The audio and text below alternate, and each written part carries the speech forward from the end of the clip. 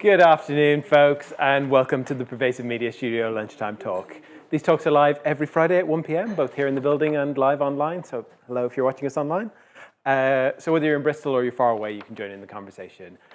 My name is Martin O'Leary. I am the head of studio here. I'm a white man in my 40s with long hair and a beard, wearing a kind of green hoodie today. And I've been told that I should say an interesting fact about myself that you wouldn't know from just looking at me.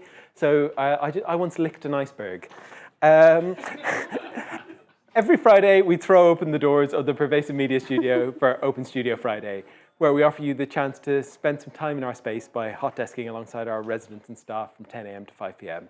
An especially big welcome to anyone who's new to the studio. Can anyone who's new to the studio put your hand up? Nope. No. Nobody today. Oh, well, there might be some online. What is the Pervasive Media Studio? We're a diverse and collaborative community exploring creativity and technology, everything from comedy to coding and product development to performance art.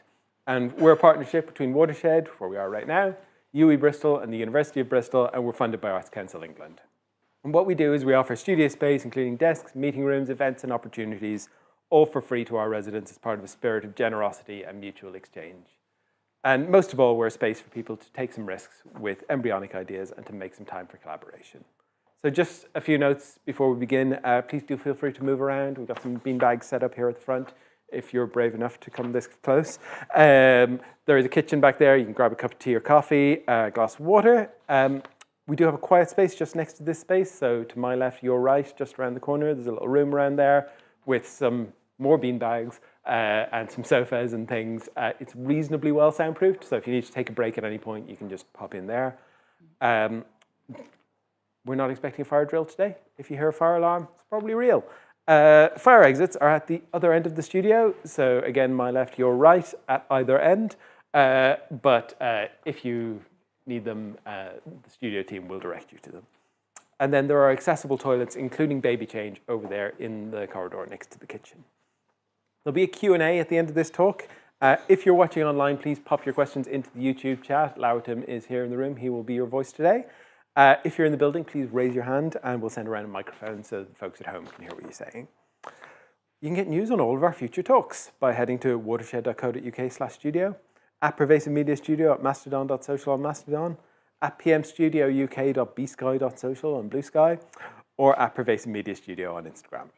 All right. Our speaker for today is Raquel Meseguer Zafe, a studio resident and the founder of Unchartered Collective. Her project, Proper Time, has developed a model to make it more possible for chronically ill artists to make live performance without impacting their health. Today she's joined by Drew Batchelor and Robin Thorne to talk about the creative tech that they've evolved to explore absence and presence and how online disabled participant performance can connect to live performance spaces in meaningful ways. So please join me in giving a very warm welcome to Raquel, Drew, and Robin. Hey, afternoon, everybody. Thanks so much for coming this afternoon. So I'm Raquel. Most people call me Rax. I'm a Spanish-Filipino woman approaching 50. I've got long, curly brown hair. And today I'm wearing blue trousers and yellow long-sleeve top. And then on top of that, a black T-shirt that says Crip across in yellow lettering, and the C is like stolen from Chanel, so it's like a zhuzhi crip top, and crip is a term that has been reclaimed in disability art and activism and scholarship, and I would call myself a crip artist. Something you wouldn't know about me just by looking at me is that for 48 hours I was going to be Shakira's body double, but I wasn't in the end, and that is another story for another time. Would you both like to AD yourselves now or later? Should we do it when we stand? You do it when you stand up. Okay, so I will briefly try and audio describe slides as I go through. So this one says proper time, absent presence, and it's a silhouette of two people looking towards a wall that is kind of exploding with shadows of repeated patterns and tiny circles. So I founded Unchartered Collective in 2016 to try and create theatrical encounters that explore the lived experience of an invisible disability. Hi there. Like chronic pain. I describe my practice as kind of revolving around three main themes or questions. One is about the chorus rather than the solo voice. So I tend to gather lots of stories and lived experience and then weave kind of a plurality of voices throughout a work. And that for me is important in the process in terms of co-creation, but also as a metaphor for crip solidarity and interdependence. And then absent presence is a big theme for me. How can folks who can't be with us in the space still meaningfully participate and inform and shape the performance that's made? And then the last one is a kind of trying to walk a line between celebrating cripness in all its brilliance and knowledge and specific techniques, and at the same time being real about the day-to-day challenges of that. So kind of walking a line between those two things. So what I'm going to focus on today is absent presence and how I'm going to talk briefly about a piece called A Crash Course in Cloudspotting that quite a few of you might know, so apologies if I'm going over old terrain, and then talk about proper time. Hey, Genevieve, hello. What's my next slide? Okay. Oh, yes. So please think of this as a rest-friendly event and do whatever you need to take in information best. So please close your eyes if that's better. Yeah, whatever works for you. So Crash Course in Cloudspotting is a piece that I made after I triggered a security alert by lying down on the 6th floor of the South Bank Centre. And in this photo, I'm lying down, resting on a concrete bench quite close to Temple Meads. And it was an autumn day, so there was this kind of beautiful autumn sunshine and shadows. So that piece was all about disabled people's attempts to rest in public. And we gathered over 300 stories that people sent us. And then we weaved about 11 of those stories into the work. We also created an app. And this slide shows you that app on a smartphone so that 48 resters could communicate their rest live with an audience in real time. So you would go onto your phone and it had like about 48 hexagons on it, and then press start resting. And when you press start resting, it turned on a light in the installation and also a sound. Not this sound. It turned on this sound. So every time, every person who joined would trigger a light and a sound. A really restful sound like this.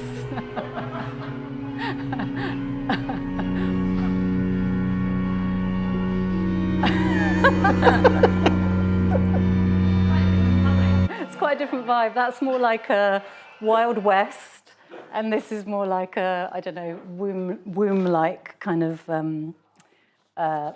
cocoon. So this is the space that we created for that show, which asked 10 people to lie down together to enact that vulnerable act of resting in public together, to listen to these stories about rest in public. And you can see in this slide, there's like a silver ladder in the middle, which the performer would climb up, and then there's mats on the floor, blue mats, and then this yellow amber fabric and tiny little specks of light that the resters triggered in real time. And this worked really well, but something that was interesting was that the audience found it hard to grasp the liveness of this. Like, even though we explained the lights and the sound in the introduction, we had like a looped audio that explained that, and people read something, it still didn't the liveness didn't seem to land unless they'd had a conversation with one of the team. Often that seemed to be the case. And I just came away from that a bit puzzled by that, but like kind of, okay, that's an ongoing question for next time. Fast forward to 2025 and Proper Time, which is a piece that uses the physics of space-time and disabled experiences of time to muck about with normative time and the way we think of, talk about, conceive of time. So this is quite a moody photo of the R&D. It's black and white, and you can, I'm dancing, internal focus, and our musician-composer, Jamie, is in the background, lit by a little lamp. So for me, this piece uses analog tech, like this overhead projector over here, like old school, 90s probably, and some digital tech, and combining the two. And we were looking at crypt time not just as speed or duration, but as texture. So we were trying to explore time as texture, materiality, scale, everyday objects, and kind of the poetry of everyday objects. This was also a pilot for a long-form stretch time residency, to try and, as Martin kind of explained at the beginning, to see if it could be more possible for a collective of disabled artists to make work together without hurting ourselves. So we did it over like nearly a year with online, short, weekly meetings, like 3 hours, and then a more intensive week together, and then again spread out over 4 weeks, and then an intensive week together. And so in this work, the way we were exploring absent presence is we had a crypt chorus of 5 chronically ill folk whose idea it was, when we started talking about time, that they would want to influence the space or be in the space as heartbeats, to share their heartbeat as a kind of very primordial pulse, maybe our first sense of time, to share that with the audience. And so I worked with Drew and Robin to make that possible. And then Jamie sort of turned that live data into tangible, readable music that could convey atmosphere and presence. That's a lot of words. So I'm going to kind of show you a little demo of what that looked and sounded like. This slide is of the R&D space. So there are 4 tables that were kind of workstations, and one of us is at each table. And then writ really large on the back wall, it says, the top bit's cut off, but it would say, there is actually no such thing as time, at least not like you think. So absent presence.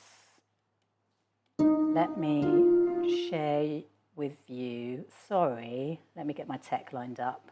So this is the scene where we took that raw data, which Robin and Drew are going to explain a bit more about, break that down a bit more, and turned it into music in this scene. Forgive the it's just documentation, so forgive the sort of video quality, but it's the audio, and I guess the way we're introducing them and working with the heartbeats in live time. Also, I should say before I share this, so this was after about 10 minutes of really slowing an audience down. So in this context, it might feel really long, but I invite you to kind of lean into that. So I'd like to introduce you to our crypt chorus, whose internal clocks will shape our time together. Each member of the chorus has a sensor recording their heartbeats and breaths in real time. I assign their internal clocks an instrument on my laptop. So, although they are somewhere else right now, they can be present as sound in space with us. Using a piece of software, their heartbeats become the tempo, the rhythm of the instrument. And their breath rates determine its pitch, the high and low of the sound. So, here is B, who's in Edinburgh right now.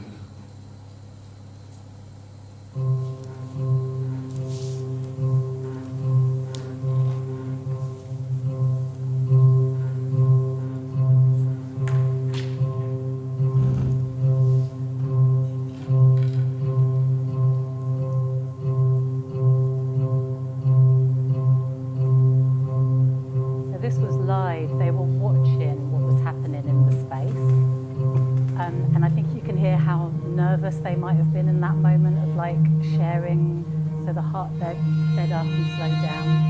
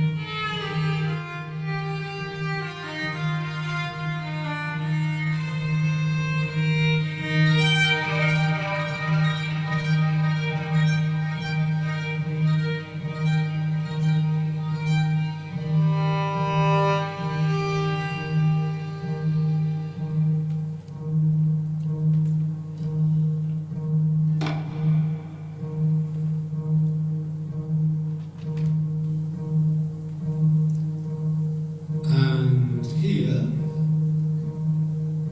is Michelle in Hanover.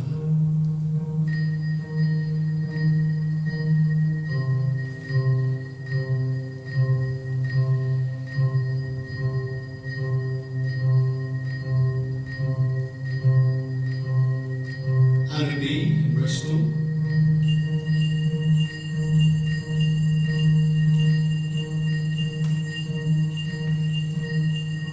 Huey in Watershed.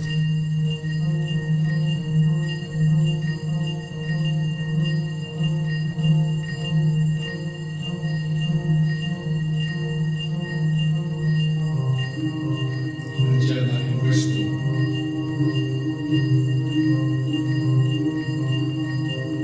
Our 5-strong grip chorus.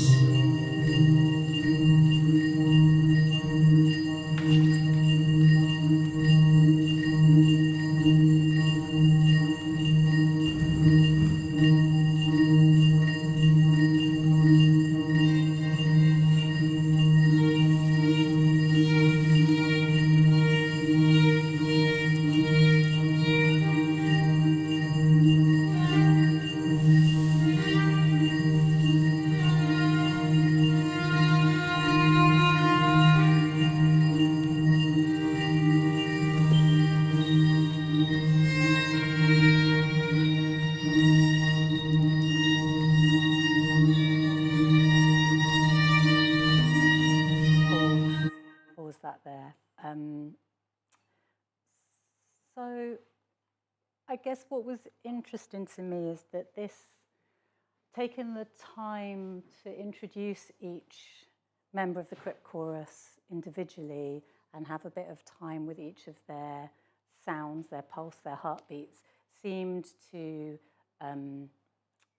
collapse the space between them and the audience. Or the audience, certainly, the feedback we got, this slide just shows some quotes, was mainly about the vulnerability and intimacy of the heartbeats. And one quote was quite interesting, that someone said at times that they forgot about the crypt chorus when the music became maybe more background, and actually they didn't want to forget about them, which I thought was lovely. It kind of signaled to me that a connection kind of had been made there. And for the crypt chorus, it was super super meaningful. One of the quotes was, "I have never felt so included in an art project before. I felt like a very valuable part of the show, and that reflected back to me a sense of being of value, but not in a capitalist sense. I felt absolutely no loneliness or distance with you, the audience, or the crypt chorus. I suppose time is, the way we think about time is essentially capitalist. So we were trying to think about different ways of measuring time and value. And one of the other quotes was that it was not just one thing for one of the crypt chorus, that it was very moving, but it also underlined the fact that they still couldn't be there. And so, yeah, I thought it was important to share that as well, that they'd had that experience as well as the other 4 members of the crypt chorus who had this sort of overwhelmingly kind of positive experience. Do you want to explain a bit more about the tech? Yes. Yeah?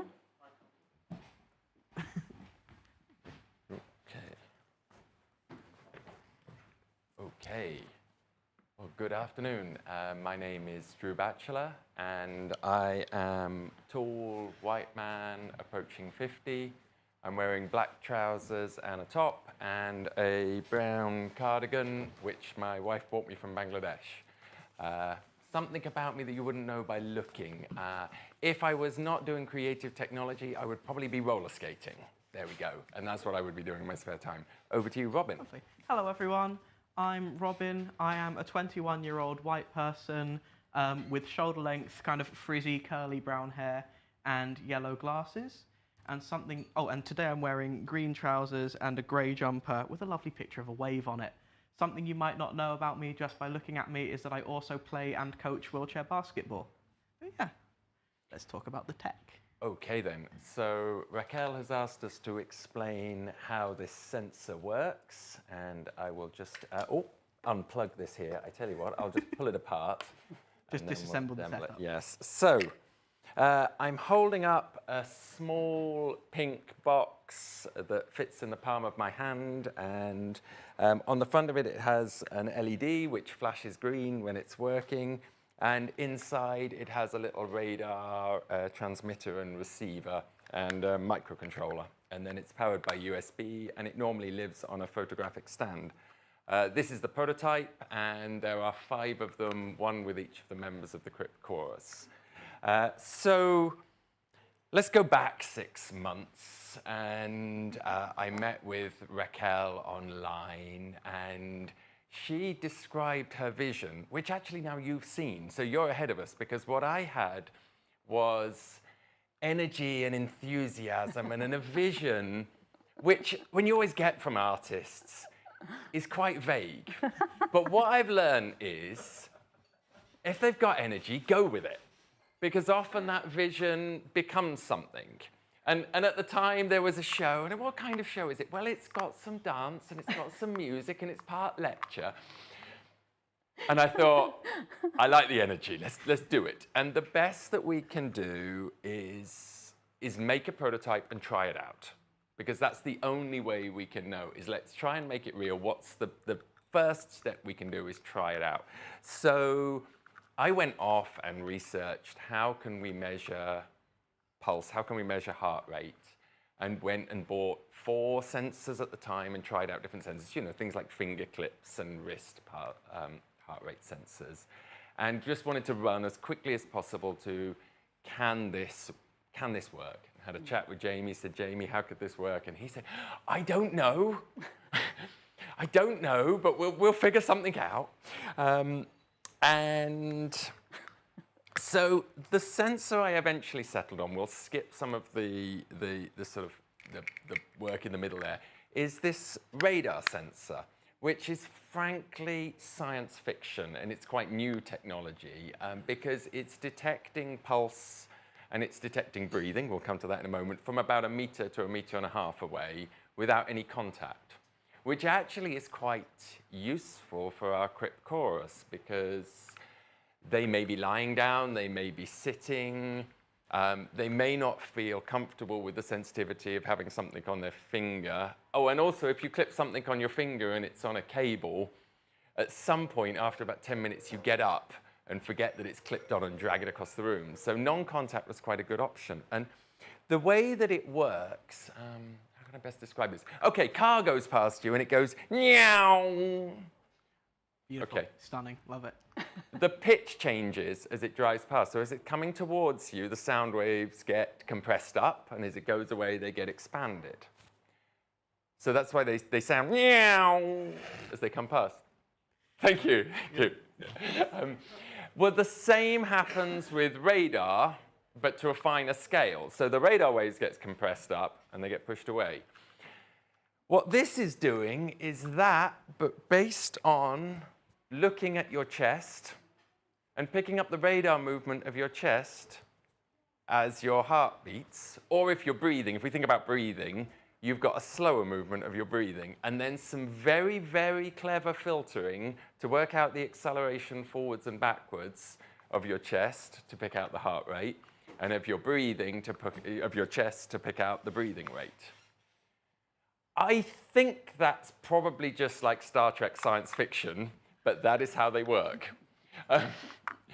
And fortunately, other very clever people have worked a lot of that stuff out. So this is the sensor we settled on. And then we need to get that data. We started with heart rate. When we found out we got breathing for free, you said, great, let's go for it. We'll incorporate it. We now need to get that data up to the cloud, then into the performance space and over to Jamie. So how do we do that? Well, we've got a little microcontroller in here, which is an ESP32, which gives us Wi-Fi. And so that does some of the early processing, and then it sends that data up to the cloud. We're using a service called Adafruit IO. And that's how we're collecting the pulse and the breathing data up on the cloud. Then I shall hand you over to Robin, because you then take that data. And I do things to it. Hello, everyone. I made the website, which you can see on the screen. It's relatively simple. At the top, there's a button which lets you switch between single mode, which is what we'll be showing you today, and then there's a 5-beat mode. We won't be showing you that today because that requires all of the members of the chorus to be online and with us, which they can't be. On this screen, there is a heart rate readout and a breathing rate readout. At the moment, that's going to stay the same, but once that sensor over there comes online, you'll start to see it change every 12 seconds. And then with this, you can send that to a MIDI controller. So if you're a musician, you can send it into your digital audio workstation, your music software, and do fun things with it. So the way this works is very simply, I am taking from that data stream that Drew was talking about those rates, and I am turning them into web MIDI, which is this wonderful, wonderful protocol where you can make a website that can speak to the music software on your computer so that you don't have to install any applications, which means that you can just give it to a musician and it will work, and it works on any device, and it's wonderful. And then you can, send it to places. This website, other than that, it takes in the breathing data, and that breathing data is controlling the pitch of the note. So you can kind of set a range where at this maximum value, it'll be this note, and at this lower value, it'll be this note, and it will move between those. Because we're only getting readouts every 12 seconds, it kind of moves gently between those points, so you can get some more dynamic movement in there. But yeah, that's the website.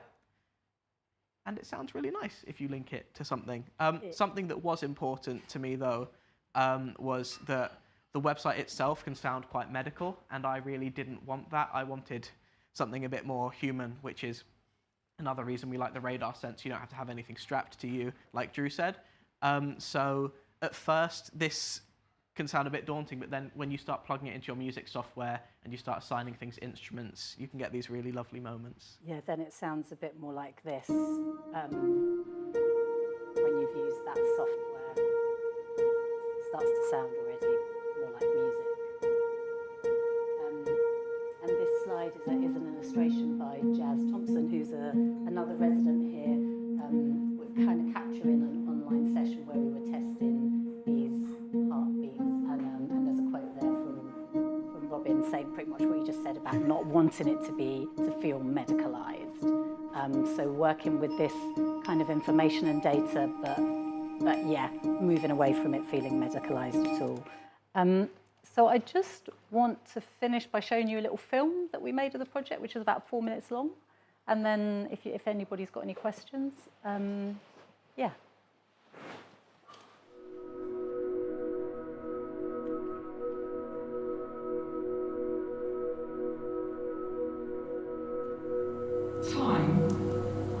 runs faster the higher up you are. Your head is older than your toes, and time runs slower the closer you are to the earth. So the reality is, each of us in this room exists in our own little bit of space-time. A question for us at the beginning of this project was, if we could understand another person's experience of time, could we build a bridge to it? And we have 5 participant performers online doing something very intimate by sharing their inner pulse, their heartbeats and breath beats with us in real time. Please think of them as our crip chorus. Light. Dark. Light. We've been rehearsing in preparation for sharing some material, trying to use the physics of space-time and disabled experiences of time to challenge, disrupt, mess about with normative time and the way we think about time. The way that we've chosen to work together is sort of inextricable from the material of the work itself, because we're trying to create a rest-friendly and body-centred creative practice together, and that means really listening and taking care of each other and what our different access needs are. This disabled-led way of organising a project has been really nourishing for the work itself, and the work is literally about time and chronic illness and disabled experience of time, crip time.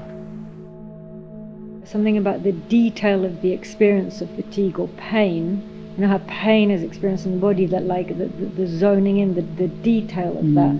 So zooming into the texture and materiality of a piece of string that suddenly becomes beautiful, the fabric of what we take to be our lived experience.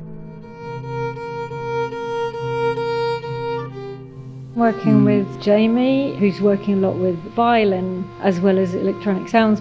Something to do with how, again, the materiality of this instrument and the strings and then the filling of space adds another layer of what's unfolding in the space.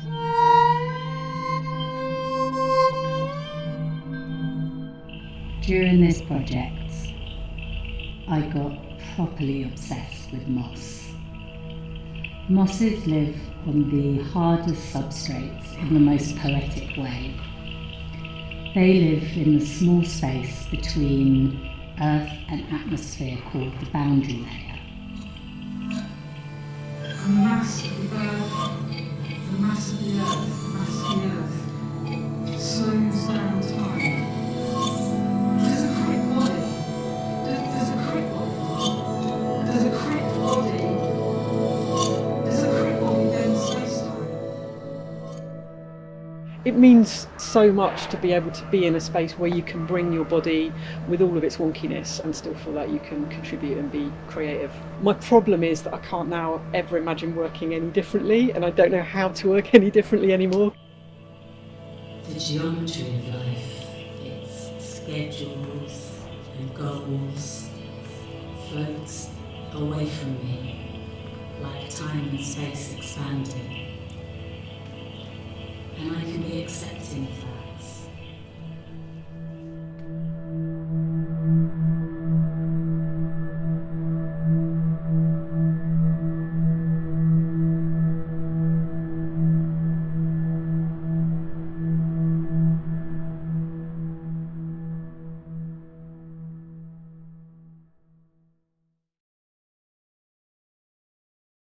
Of the creatives who worked on it, yeah.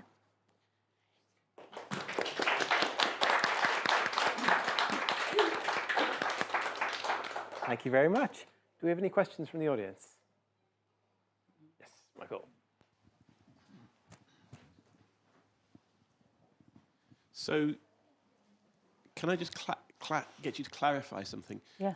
The participants, Yeah. whose heart rate and breathing you were measuring, were they watching? So they were watching the performance. Yes. Now, sorry, technical question. Yes. Did you find out how long they round trip was from the For the from the measuring the heart rate through to the performance and then back visually? I don't know what that time is like, but I did feel like the reason I wanted to show you that longer clip was I did feel like there was an attunement that started to happen between the hearing your heartbeats being heard in space, and then the violin duetting with that, and then how that then changed your heart rate. There was some kind of attunement going on. And that's what really interests me, because I've been working with, I don't know if you saw the stuff that they've been doing at University of Bristol on audiences. No. And synchrony of heart rate. I'll find you the link Yeah, later. yeah, But sounds like what you but I was involved in it, and it was how audiences' heartbeat rates would synchronise during a performance. Right. So in terms of what interests me is to what extent they're responding to each other. Yes. Albeit that you've not got the phase of the heartbeat there, because you're only measuring the rate every 12 seconds. But certainly it's that coming together that I think is really the exciting bit. I agree. It's that, I think that is the thing that builds the bridge between the two spaces, is when that is possible. And I guess the better the tech is, the slower that feedback loop is, and the more apparent any changes would be. But I certainly felt it was happening, but no idea about the lag time. I don't know if we could measure that. I don't know how we'd do that. Somebody much cleverer than me needs to sort of... Oh gosh, I'll leave that to Drew then. Is it possible to measure that? It is, but we were only recording the data about every 6 seconds anyway, so there is a little bit of lag. Yeah. Oh, thanks, Raquel. That was so interesting, and I wanted to kind of tag along to what you were saying there. So the thing that really struck me straight away was how the mere knowing that was somebody's heartbeat in real time immediately affected my own heartbeat. I sort of noticed it in my body straight away, how there was a kind of resonance happening, or a kind of cohering of some kind. And I found that really interesting, and how, that speaks to what can happen across time, given that this isn't a live situation now, and also across space, and was so interested in the way that the tech speaks to that as well, not being something that's put on the body, but has this kind of spatial dimension to it. And just very beautiful. Thank you for sharing. It's really interesting, the relationship between the recorded and the live, because it's really interesting to hear that you have that experience even when it's a recorded version, and how to be truthful to that when you could be a real trickster about it. Do you know what I mean? But wanting to be, I think we certainly wanted to try and be as true to that as possible. But the liveness and the recorded elements are an interesting play that we've only really started to, this was R&D, so this is like kind of scratching, mapping out what the terrain might be. Thanks. I came in a little bit late, I'm sorry, so I might have missed what I'm going to ask. But one of your participants, or one of your collaborators said that they'd really enjoyed how they'd been held by, working on this project, and didn't feel like they could go back to working on others in a different way. And as part of the information for this talk, it talked about proper time, and that was a title, and it was what the kind of time that is necessary for projects to happen. And I just wondered about the sort of, if you co-develop structures, or if you kind of came in with well, we're all going to work in this way, and then things evolve from there. I'm just interested in those working practices between collaborators and other everyone on the project.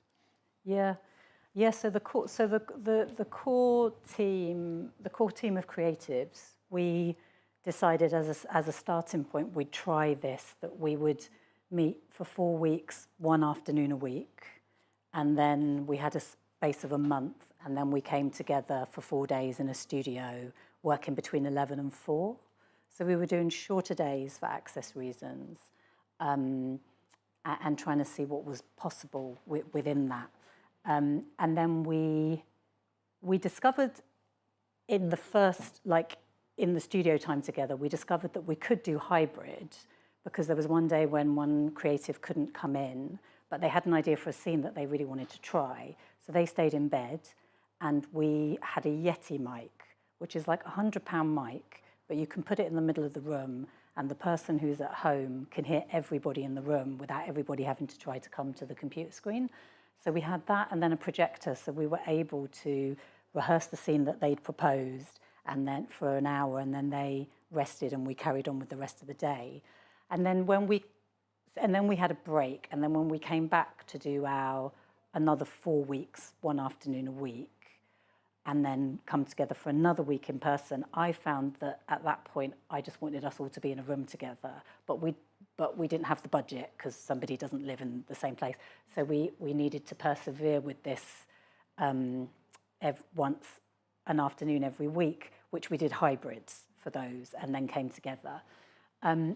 And for me, that I was proposing that we wouldn't do that anymore, and that we would only work in person for the next stage. But in our evaluation, actually that works way better for most people, to be able to do hybrid, or to be able to do. We decided that what would work for us, if we were going to do a creation process, would be 10 weeks, 2 days each week, 11 till 4, 1 week in person, 1 week hybrid, 1 week in person, 1 week hybrid. Is that way too much information? But that's the model that we will try for the next round, and just keep iterating as we go. But yeah, I think that's what was going to work for us, for this collective, and just own that it's a proper long form way of working. Yeah. Any other questions from the room? A couple of questions, but my first one would be, what's next? Because I kind of can imagine lots of things with this. With this, we want to make the full piece, which still is part lecture, part dance, part vague, enthusiastic artistry. Hopefully next autumn, so autumn 2026. Gives us loads of time for fundraising. And would you introduce other things apart from the heart rate, like people moving their hands, blinking their eyes? Yeah, I'm not sure. For the crypt chorus, they want to be quite anonymous in the space, so they don't really want. But we did talk about, is there a moment at the end where the crypt chorus and the audience do meet each other at the end, but not sort of during the show, because people don't know where they'll be, if they'll be in bed, or how they'll be feeling, so they definitely don't want to be seen. But the other idea that the crypt chorus had of ways to be in the space is that they kind of want to control some things in the space and be able to be a bit naughty in the space. So one of the things they want to control is a toy car. And during the sharing, we were talking about because one of the things when you're watching stuff online is that you can't choose what you look at. You know, you've only got one view, but mounting a camera or a couple of cameras on a couple of toy cars that people can control, and so they have some agency and choice about what they view from where they are. Agency and choice came up a lot in the feedback session that we had. So possibly there might be other elements in the space that people control, but probably not sharing any more of themselves physically, if that makes sense. And in terms of time, something I've noticed that being around death, time slows down, and being around birth, time slows down. It may just be because those things are not our normative, productive things, but every time there's more illness, things slow down. Yeah. And also things open up, and people become much more open. Yeah. And I wondered if you had experienced that, whether that was part of this as well. Whether I'd experienced it personally. Well, whether that's something that only I have noticed around the death and the birth and stuff like that, or whether that came into this at all. I mean, we talked a lot about different experiences of crip times, so times of illness, times where you sort of fall out of normative time, normative schedules, normative days, which tends to kind of bring quite a lot of loss with it and a feeling of not being with the mainstream or not being where you should be, maybe. And so people have lots of different strategies for making that time meaningful for however long it might last. And I think I feel like that's things that we talk about, and then that comes into the exploring texture in the work. So there's a lot of sharing of those kind of experiences, and then sharing some of people's actual stories. Like Jamie shares one story where he was, it was when he was kind of recovering from chronic fatigue and was like on the tube one day. But what would happen to him is that sometimes fatigue would just kick in and he would just go into slow motion, and the rest of the world is just going like, in the tube in London, and people just getting off and rushing, and him just being in this totally different, lane of time, or totally different texture of time. So some of those stories are shared within it, and will be in the final thing, Any other questions? Oh, one from online. Cheers. Thanks for that.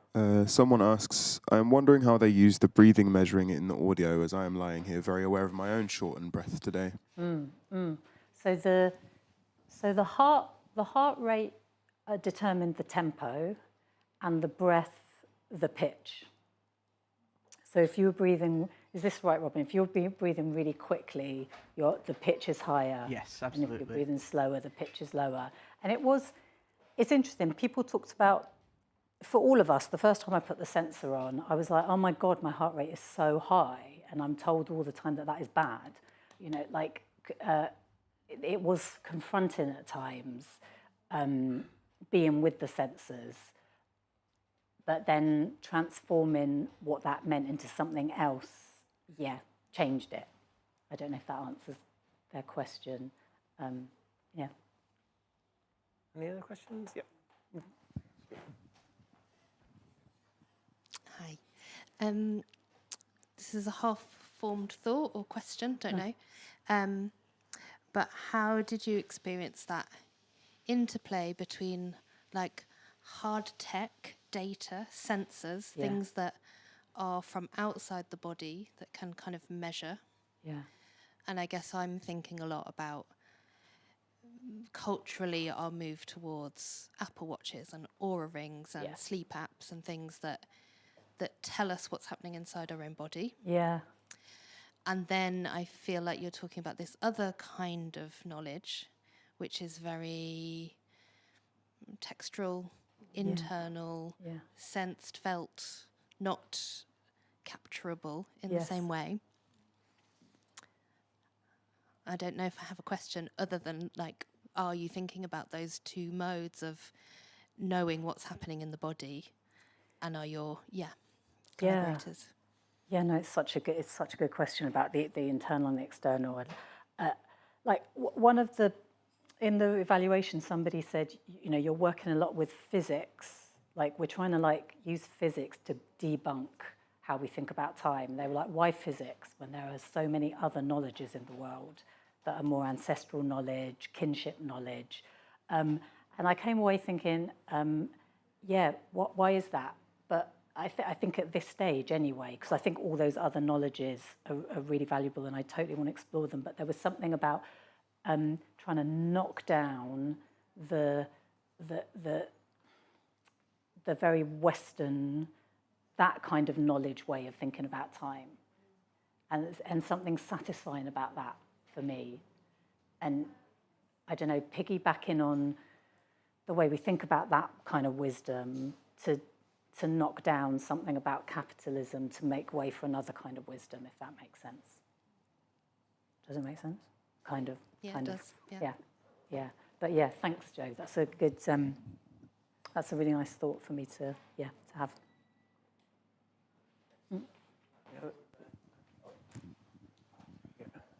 Hi. I was wondering if you found with the crypt chorus, like it seems like was like two approaches to it, of just letting your body exist as it is, and the recordings and the data going from how you're breathing and what your pulse is like, and the want to try and perform with your body for the piece and control your breathing and pulse in order to manipulate the piece. And I was wondering if there'd been discussions about that within the crypt chorus of, is the role experiential of like just documenting how they are existing, or is it a performance piece of manipulation? Yes, yeah, really good point.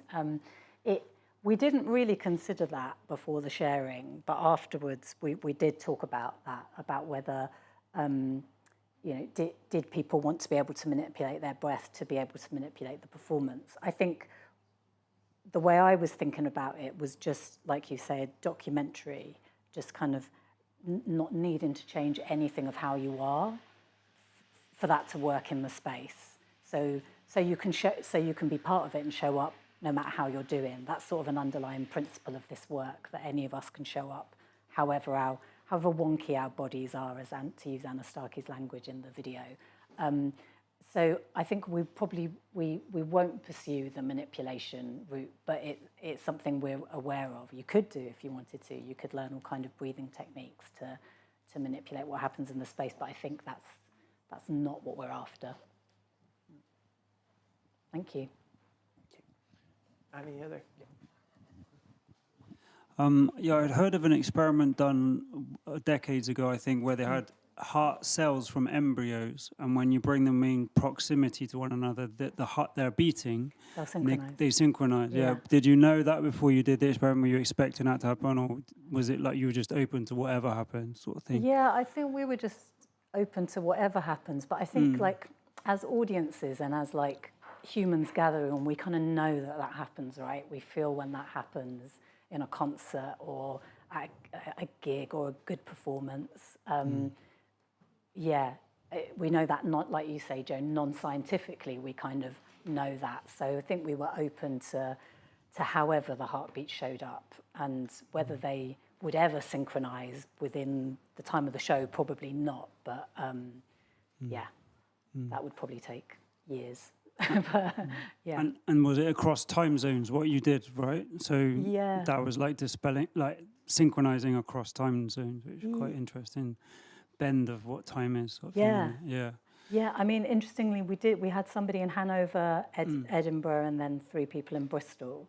And that's just wild, isn't it, that we can do that? Like, cool.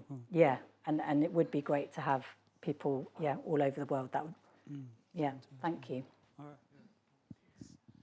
Any last questions from the audience? If not, say thank you to Raquel, Robin, and Drew. Thank you, everybody. Thank you. All right, before you all go, if you do want to stick around in Hot Desk today or find out more about what we do, then please come find one of the studio team and we'll be happy to help. Studio team, give us a wave. Just the 2 of us here today, but there's other people. If you're watching online, drop us a line on studio@watershed.co.uk with any questions. Thank you all for being here today, and we'll see you again next time. Yeah, thank you. Thank you, everybody.